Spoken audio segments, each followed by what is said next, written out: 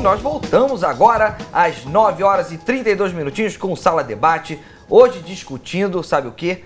Controle emocional. E trouxemos para esse debate a Ilana Levison, ela é psicóloga clínica e desportiva.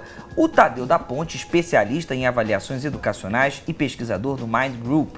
E o Yuri Machado, que é psicólogo clínico e especializado em inteligência emocional. Você que está aí do outro lado, é claro que é mais do que nosso convidado, do que nossa convidada, participe. Tem duas maneiras de entrar em contato com a gente. Pelo Twitter, no @Canal Futura, e o nosso Facebook, a nossa página no Facebook é Canal Futura Oficial. Eu falei na passagem do primeiro bloco para o intervalo que nós falaríamos com Giovanni Guissoni. Ele é atleta paralímpico de esgrima em cadeira de rodas nas Paralimpíadas de 2012 em Londres. Ele arrebentou, ganhou tudo que podia, faturou 2 medalhas de ouro e eu quero falar com ele agora. Giovanni, tudo bem?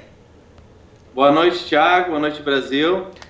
Thiago, só para uma correçãozinha, foram uma medalha de ouro. Olha só, eu já estava te premiando com mais uma medalha, rapaz. Não, Thiago, é que vai ser duas 2016. Você me perdoa, tá? Você me perdoa. Então foi uma medalha. E qual foi a modalidade?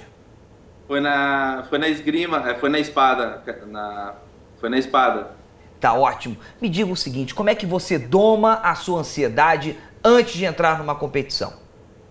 Sabe, Thiago, você estava falando ali sobre as crianças e tudo mais. Eu acho que não é só as crianças que têm essa ansiedade também. Nós adultos, nós como atleta também, a gente vive... o atleta como de alto rendimento, ele sofre muitas pressões. E então a gente tem que saber lidar com elas. Eu hoje procuro estar tranquilo na hora que eu vou para a pista, mas eu vou te confessar que Londres, pelo fato de eu ser o único brasileiro, o único esgrimista ali e estar diante uma Paralimpíada, diante de milhares de brasileiros ali torcendo todos por mim, eu vou te falar que eu tive assim um emocional muito forte mesmo. Eu estava muito ansioso mas graças a Deus eu tenho meu técnico, o Eduardo aí do Grêmio Náutico União, ele sempre conversa comigo, sempre conversa com a gente. E quando eu iniciou a prova eu estava muito nervoso e aí depois a gente teve uma conversa e eu consegui me controlar. E assim, quando eu estava bem tranquilo, bem relaxado, tudo que eu fazia dava certo, mas no momento que eu estava muito nervoso, muito ansioso, não saía nada certo como eu queria. Fica aí, Ilana, deixa eu te trazer para o papo, porque agora a gente fala de meio esportivo, essa é a tua especialidade, e a gente também fala de seleção brasileira. Entrar em campo com uma certa ansiedade, imagino que seja normal. Todo mundo cobrar por resultados, também imagino que seja normal. Por que se expõe a ideia que os jogadores não conviveram bem com esse controle emocional? Eu acredito que pelo fato do que a gente viu, né, deles chorando, deles precisando de um certo suporte extra, né, a gente chegou a uma conclusão de que o sistema estava um pouco abalado, o sistema emocional estava um pouco abalado. Isso é falta de preparação? Acredito que sim. E a culpa é de quem? Eu acho que a culpa pode ser de todos, né? Não sei o quanto nós aqui estamos preparando, né? Eu fiquei feliz, por exemplo, com o Tadeu, né? Com que ele está fazendo, porque ele está começando a preparar nas escolas, né, as crianças para isso. E eu acho que no esporte a gente também trabalha desde que a pessoa é amadora. Ela já tem que trabalhar, né? Eu trabalho com amadores. Porque quando eles vão se tornar profissionais, eles já têm que ter um certo controle. Uma certa forma, na realidade, vamos deixar claro, essa ansiedade vai bater sempre em qualquer um de nós, em qualquer questão da nossa vida. Mas a gente tem que ter recursos próprios para poder lidar com isso. Óbvio que a gente também pode contar, no caso, né, de esporte, com um técnico, entendeu? Com um grupo, se for um trabalho de grupo. Mas existe o seu próprio trabalho individual, né? Aonde você sabe que talvez você vai poder fazer uma respiração, ou você vai poder trazer para a tua mente algum tipo de imagem, ou mesmo você saber fechar um pouco seus ouvidos, não ouvir mais nada e focar completamente naquilo que você vai fazer. Isso é possível. Você diminui o som e a torcida já não vai te interferir tanto quanto normalmente interfere. Agora, as expectativas você tem que saber afastar. Então, são questões realmente de preparação individual. Olha, você vê que tem pesquisa, o Instituto Orcus diz que pelo menos 30% dos atletas brasileiros tendem a sofrer com ansiedade pré-competitiva e tensão. Alguns chegam mesmo a ter depressão diante de diversas formas de pressão e de cobrança. Yuri, eu quero estender para você essa questão da nossa seleção. Toda essa torcida, toda essa iniciativa, todo o país mobilizado, mais de 3 bilhões de pessoas assistindo a Copa do Mundo, 200 milhões aqui no nosso país, ansiosas para levantar esse caneco. É um diferencial? É uma questão muito interessante, né? Eu quero aqui trazer essa reflexão. Primeiro é o seguinte, dizer que o descontrole emocional não é algo incomum no esporte. A gente vê com frequência tenistas quebrando raquete, boxeadores mordendo o outro, enfim. Temos uma série de questões que precisam ser trabalhadas. Eu fiz um trabalho uma vez a convite de uma montadora com atletas com perfil com potencial olímpico. Ele falou, olha, um atleta falou, estava na luta, eu era melhor, eu quase perdi a luta por provocação do adversário, reconhecendo a importância da inteligência emocional. Então, especificamente em relação à Copa, quero mesmo trazer mais para essa reflexão. A Copa em casa, por exemplo, estamos jogando em casa. Isso aumenta a expectativa ou não? É uma questão interessante. Até que ponto isso aumenta? Esse aumento de expectativa, essa filosofia de obrigações, como diria o Elis, temos que ganhar a Copa. O Brasil tem a obrigação de ganhar a Copa. Como isso se reflete no atleta? Olha, então, a pressão aumenta. Se a pressão aumenta, o nível ótimo que favorece a performance pode ser perdido. Você que está em casa, o que você acha? Fazer a Copa aqui no Brasil aumentou a cobrança? @Canal Futuro é o nosso Twitter e a nossa página no Facebook é Canal Futuro Oficial. Giovanni, eu quero saber de você. Jogar em casa, ou seja, defender a medalha de ouro, a nossa taça dentro de casa, tem uma cobrança maior? Na verdade, a gente tem uma... eu acho que assim, a gente vai sentir um pouco mais com a cobrança pelo fato de estar em casa. Mas só que a gente também tem que controlar o emocional, porque pelo fato de estar em casa, diante de toda a nossa torcida também, a gente tem que saber controlar, porque como vocês falaram, a ansiedade, tudo isso pode agravar muito e não trazer resultados bons. Então, eu acho que tem que saber administrar em todas as coisas, em todos os momentos, todas as horas ali, né? Tem que saber controlar, e dentro da pista ali é tu e mais o atleta, é tu e o teu adversário ali, procurar controlar. E olha, eu sou uma prova disso, Thiago. Diga. Voltando em Londres, quando eu estava na final contra o meu adversário lá da China, teve uma hora que tava toque a toque, e sabe, quem faz 15 pontos primeiro ganha o jogo. Então até 10 eu consegui controlar 10-10, daí o meu adversário fez 11, fez 12, e na espada o toque é duplo, então se os dois tocar é ponto dos dois. Então ele abriu com 2 pontos de mim, e aí eu lembrei uma coisa que a gente sempre treina em aulas.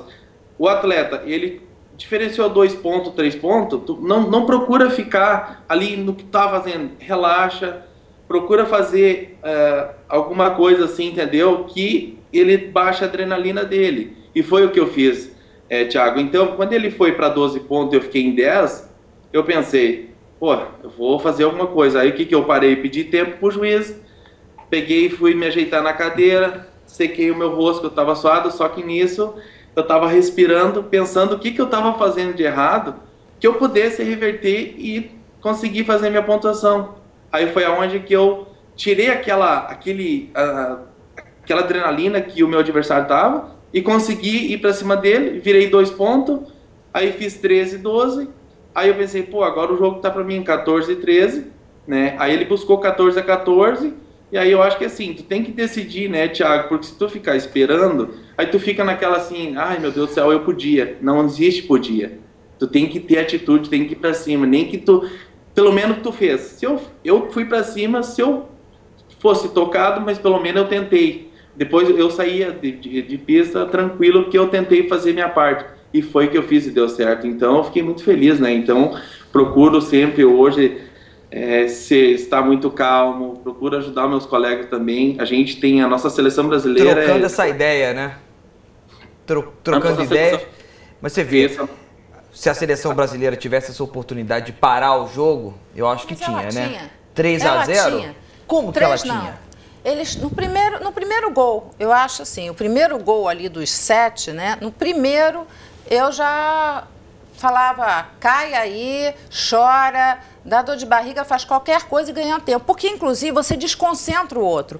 O que acontece, né? O outro, você não está legal e está concentrado onde? Na sua ansiedade. Então, a hora que você para o jogo, você está dando um tempo para você, essa questão da respiração, ela é real, a gente muda os pensamentos, muda as posturas, muda a oxigenação muscular, enfim, milhares de coisas, entendeu? E enquanto isso, o outro que está todo cheio de força e garra, ele também está desconcentrando. Então, você faz uma mudança, sabe? E nós, brasileiros, eu posso falar dos brasileiros, não posso falar dos outros, né? Vamos dizer assim, nós temos uma questão realmente grande de competitiva dentro da gente, independente de esporte ou não, né? Tá sempre competindo, tá sempre querendo também levar as coisas na graça. Então, o que acontece? Ali teria feito uma desconcentração dos alemães, né? Dentro da rigidez deles e da concentração, do foco que eles estavam, e nós teríamos ganho um pouquinho mais. Agora, você falou uma coisa importante sobre respiração e preparação. Como é que a gente pode fazer isso no nosso dia a dia, na hora do estudo, na hora do trabalho? O exemplo que ele deu, que a Ilana colocou aqui também, né, é o exemplo do método que eu estava falando do semáforo. Quer dizer, quando você faz a pausa, sinal vermelho, pensa, sinal amarelo e descobre uma maneira de sair daquele problema, você está trabalhando o seu próprio cérebro. Então, você monitorar o seu próprio pensamento, você perceber esse exato momento em que você tem que dar essa parada, eu acho que é uma coisa que se aplica a muitas situações. No esporte, na escola, diante de uma prova, na família, num conflito entre amigos. São diversas situações em que você pode usufruir do benefício dessa pausa. Pergunta Posso falar uma coisinha rápida da pausa? É na pausa que a gente faz a nossa digestão. Não é enquanto a gente está comendo, é depois que a gente começa. É na pausa que o instrumento de corda, qualquer instrumento, sai o som, não é enquanto. Então, assim, nós funcionamos dessa mesma forma. É na pausa que a gente consegue ter as nossas reflexões. Ótimo. Yuri, Laís Moreira, obrigado, Laís, pela participação. Pode continuar enviando perguntas, tá? @Canal Futuro é o nosso Twitter e a nossa página no Facebook é Canal Futuro Oficial. A Laís pergunta o seguinte: como ajudar alguém que está presente no nosso dia a dia que sofre de sintomas da depressão? Ela fala de Caratinga, Minas Gerais. Olha, eu vou falar aqui de um exemplo, um caso que tem na literatura, uma pessoa que passou por vários tipos de terapia e ela não obteve sucesso, vivia com depressão, já experimentava a depressão há muito tempo e quando parecia que nada de pior pudesse acontecer, o filho dela mais moço faleceu. Então, ela, ideação suicida, uma série de questões vieram à cabeça dela e uma irmã dela sugeriu que ela entrasse num curso de pintura, de desenho, isso nos Estados Unidos. Chama Elizabeth Layton. E ela começou, atendendo ao conselho da irmã, começou a pintar, realmente ela tinha provavelmente uma habilidade artística, e aí produziu uma série, ela tinha a temática dos direitos civis americanos muito presente, muito forte para ela, ela pôde expressar isso nas obras, nos quadros que ela fez, e ela viveu vários anos sem qualquer depressão. Por quê? Porque ela encontrou propósito, ela encontrou significado na vida, encontrou alguma coisa que fez a vida dela valer a pena. Então, a gente, quando olha para o que a gente tem de bom, para a descoberta de forças pessoais, de talentos, né? Vários autores falam isso, né? O Stephen Covey falava, né, por exemplo, presentes não abertos de nascença, né? Então, de repente, você tem um talento, você tem uma força, pessoal, está aquele presente lá esperando você puxar o lacinho, né? Então... Exatamente, eu quero falar com o Giovanni o seguinte: em 2004, em Atenas, um dos sentimentos mais relatados depois das competições pelos atletas era a frustração após uma derrota. Como é que você administra um resultado negativo? Como é que você retorna isso na sua emoção? Olha, Thiago, eu acho que a gente aprende numa derrota, a gente aprende a levantar, e quando levanta, a gente levanta mais forte. Porque aquele tombo ali fez com que tu... Por que que tu perdeu? Tu tem que raciocinar o porquê que tu perdeu. E aí tu trabalhar aquilo que não estava dando certo. E aí, quando tu levanta mais forte, né? Então eu sempre procuro, assim, quando eu tô competindo, também tá dando alguma coisa errada, eu procuro sempre, que nem o meu técnico aí do Rio de Janeiro sempre fala, que a gente não pode jogar só para ver a luz acender. A gente tem que entender o porquê que a luz acendeu. O que eu fiz que deu certo e o que eu fiz que não deu certo e o que eu tô fazendo que não tá dando certo, né? Então a gente procura conversar bastante também, né? E voltando, Thiago, voltando aí sobre a nossa seleção brasileira, como vocês viram, o Thiago Silva, nosso capitão, ele se negou a bater o pênalti. Então aí dá para ver, né, o nervosismo que a nossa seleção tava, porque eu acho que assim, um atleta da seleção, se ele tá ali na Copa do Mundo, ele tem que estar preparado para tudo, para bater pênalti, para ir, enfim, ele tem que estar preparado, porque se ele está na seleção, ele está ali na Copa do Mundo, ele tem que estar preparado para tudo que vier, né? E é o caso da gente. Se eu for convocado para uma Copa do Mundo ou Mundial, eu não vou ter medo de Alemanha, não tenho medo de França, não tenho medo de nada, porque ali dentro não é eu e outra pessoa. E então, assim, acho que as pessoas, Thiago, na verdade, nós brasileiros, nosso atleta, eles têm muita garra e tudo, mas só que eu vejo muitos atletas, quando chegam na frente de outro país, eles dão uma amarelada, né? E eu não vejo o porquê disso, sabe? Porque eles são pessoas, são seres humanos como a gente, né? E eles têm a técnica dele, a gente tem a nossa também, só que a gente tem que ter, assim, coragem, tem que ter muita coragem para enfrentar eles também, né? E, Giovanni, você já amarelou? Eu não. Nunca. Sempre carou de peito aberto? Graças a Deus, sempre de peito aberto, com muita força, muita vontade. Eu faz 5 anos que eu estou na esgrima paralímpica e eu posso dizer para vocês que hoje eu fiquei muito feliz de uma notícia que eu tive. Esse ano eu fui medalha de ouro na Copa do Mundo na Alemanha, no Grand Prix, fui medalha de ouro também no Canadá, no Grand Prix também. E hoje saiu o ranking mundial, eu estou em primeiro no ranking mundial, até então eu era o segundo, hoje eu lidero o primeiro do ranking mundial e o primeiro do nacional. Poxa, parabéns, Giovanni. Sempre. E parabéns. Perdemos o contato com o Giovanni. Você quer complementar?